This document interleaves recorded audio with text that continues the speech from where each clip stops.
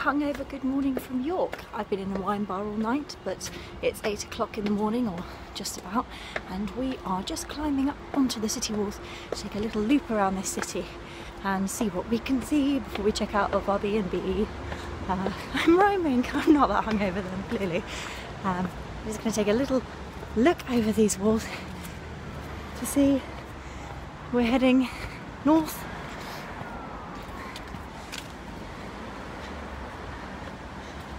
Oh, there's people camping up there.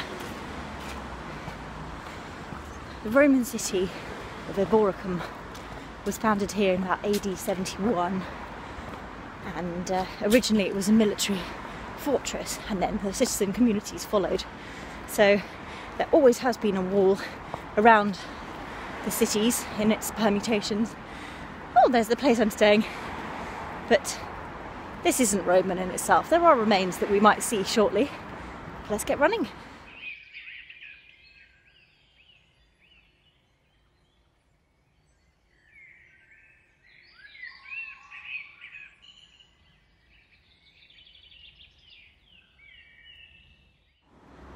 It's rush hour on a very busy morning, but there's the place I'm staying and there's my bedroom.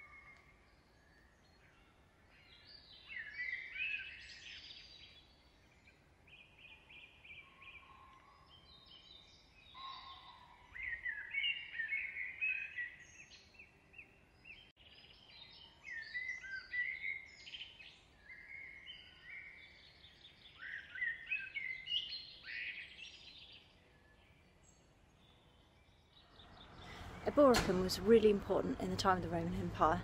In fact, 2 emperors died here, and I think one was sworn in, or whatever the word is.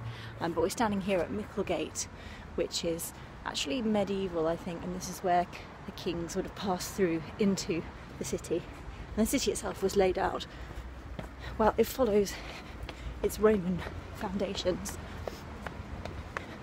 in some way. Stonegate and Petergate, the main roads that lead up to York Minster, were the original main streets in the heart of Eboracum, and where York Minster sits now, which we'll see shortly, was the heart of the city. So it's all grown up around Roman foundations from 2,000 years ago, and there are tons of really cool archaeological finds around here, and it's a great exhibition in the Museum of York as well, which I obviously checked out on the first afternoon. Who'd have thought I'd be into history? Oh, here's the railway station. Nice. York is also home to the National Railway Museum. Hi, birdie. Look at that. Woo! Victorian railway station. Built in 1877. The first railway station opened here in 1837, but when this particular structure was opened, I think it was the largest in Europe. And so just the other side of that is the National Railway Museum, which I'm definitely going to visit later. Engines. Oh, I'm just going to put this down for now.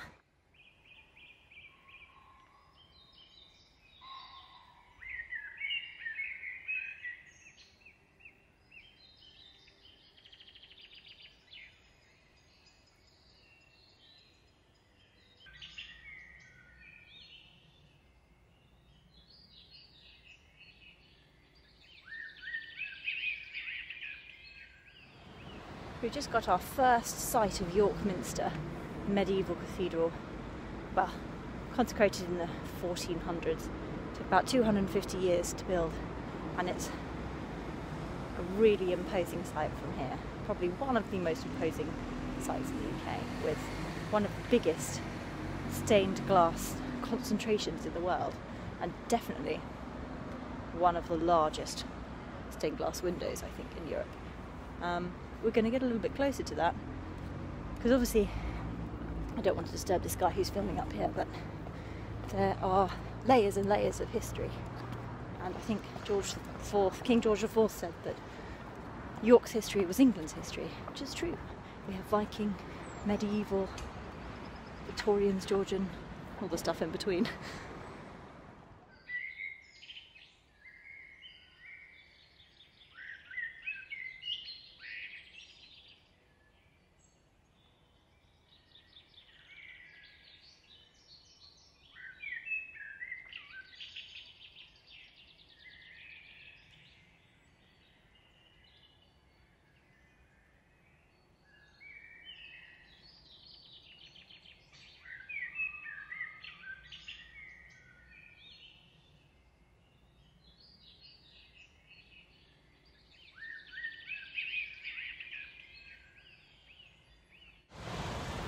We're about to cross the River Ouse over one of the 9 bridges in York.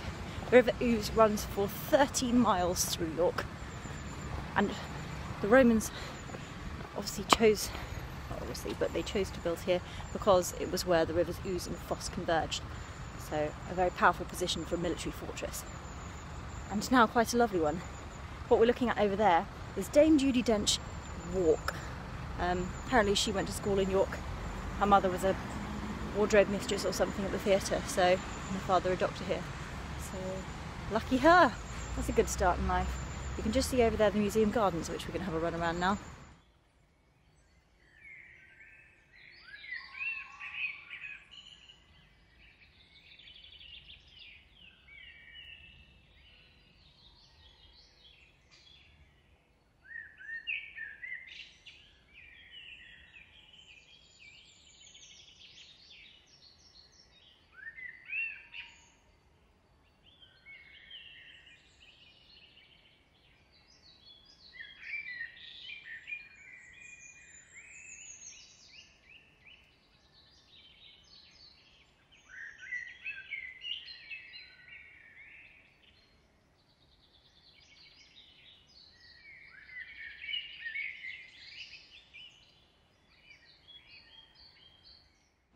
We're now in the museum gardens, which were added in the 1830s in the grounds of St Mary's Abbey. And this is the church, the former church of the Abbey that we're standing in. That there's the York Museum, and we just passed the observatory, that pyramid structure over there, and it's really beautiful. I wouldn't say peaceful because they're setting up for their Christmas festival on the 16th of December, but yeah, so that's what all this construction is. But pretty remarkable medieval architecture, just chilling out here next to this museum from the 1800s. And this little district, we're going to run around the corner now, and we'll go up past the museum. Sorry, art gallery. It's early.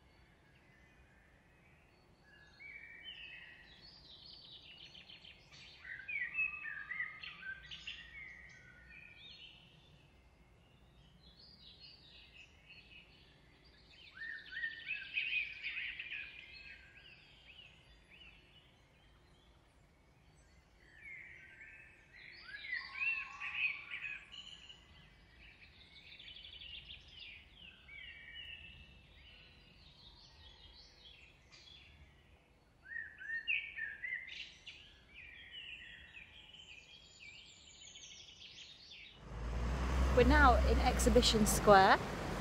It's rush hour still. Not that busy, no. There's William Etty, a York-born artist, and that's the art gallery, which is fantastic. That was opened in 1879 for the fine art collection, but you can go in there now and see all sorts of pottery and ceramics if that floats your boat.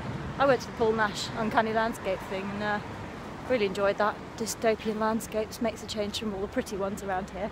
That building in front's part, I think, used by the university for something, but Looks like it was, well, there was something there since the time of the Abbey, but it's kind of some kind of baronial hall rebuilt in the 1500s, 1600s or something. I don't know, don't take my word for that. I'm not a historian. There's another gate into the heart of the medieval city, but we're going to rejoin the wall, and you can just see York Minster peeking above it.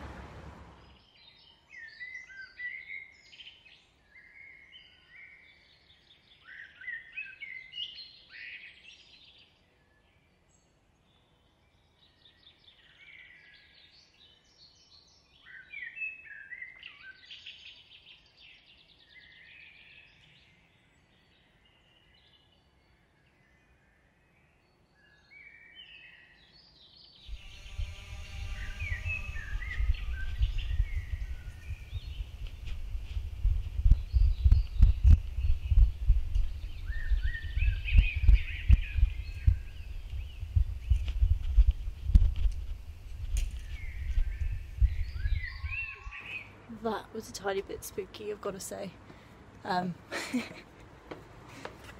York is apparently one of the most haunted city in the UK, and so I've been continually freaking myself out. There's one of many, many inns, all of which are apparently haunted. I mean, you can't find an inn that isn't haunted. Oh look, there's York Minster in the background there. So we're going to circle round there. That road is one of the main original Roman routes into the heart of the city.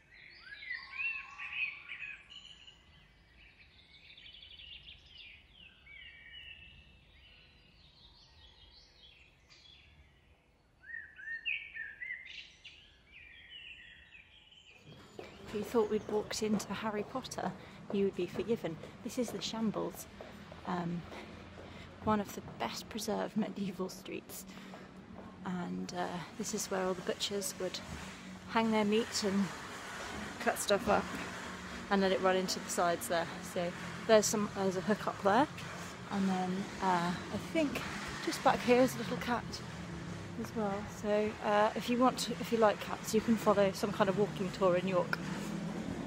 But yeah, we're in the Shambles. Very exciting. Gonna go and buy a magic wand.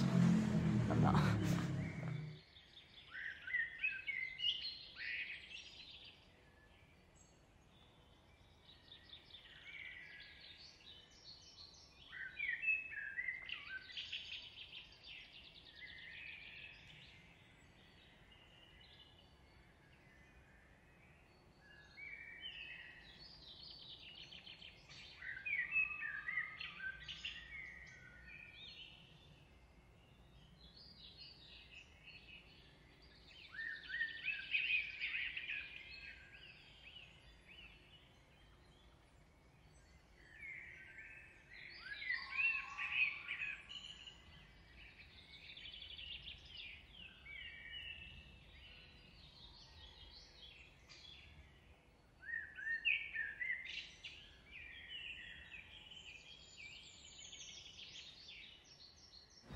There's the Grand Opera House, York.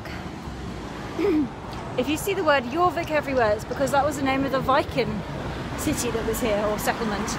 And when they uncovered this, they uncovered something like 15,000 objects, including a crown, which is now in the Jorvik Viking Centre. Just gonna head down here, see the remains of York Castle, a Norman castle-ish.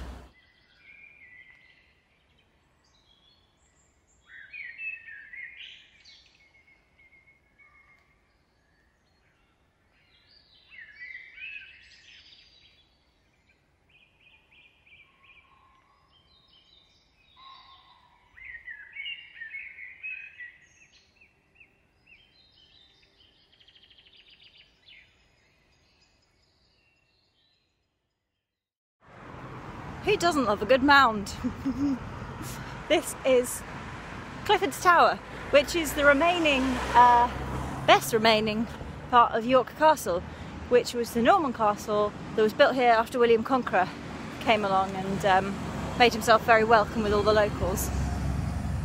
That was actually, to be honest, there was a wooden fortress up there, but in, I think, 1190 it burnt down when the Jews of York, some 150, were persecuted and fled to that castle and committed a mass suicide there to avoid persecution. Yeah, so not a very nice story, but this stone fortification was built in 13th century this is.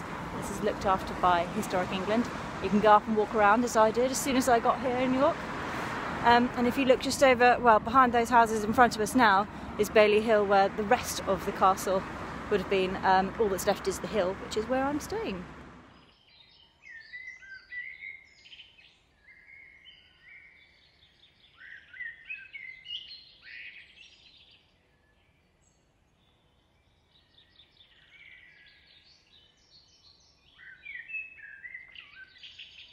There we go, a better view of Clifford's Tower and York Castle Museum.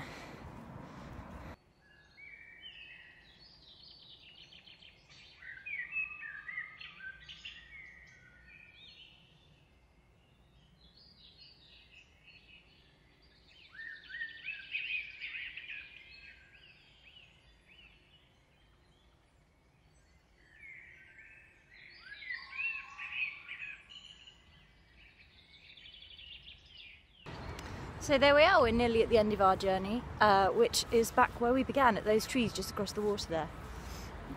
If you carry on along that way, you can head south down a cycle path to Rowntree Park, which was built in 1921 as a memorial to the staff of Rowntrees who died in World War I.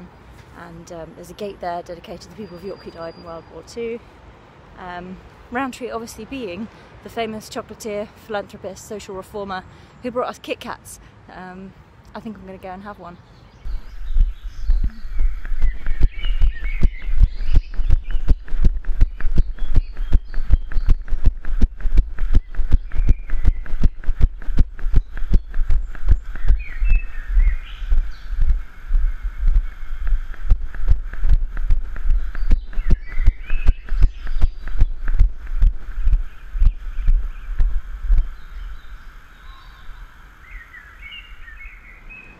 just thought before we double back, a nice little shot of the River Ouse. And if you carry on that way, as I say, you'll get to Rowntree Park, and you can cross it on the other side of the water by the Millennium Bridge.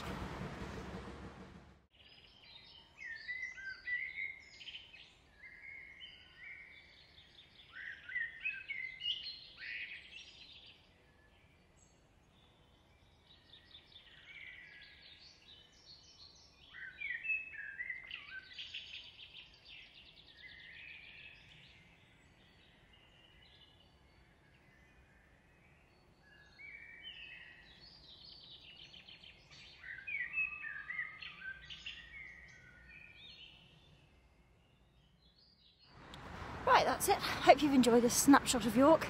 I'm off for a shower, and later on I think I'm going to go hit some more museums and explore the snickleways or alleyways of this city, rich in history and good chocolate and running and coffee and quite handsome men actually. Oh, a cat.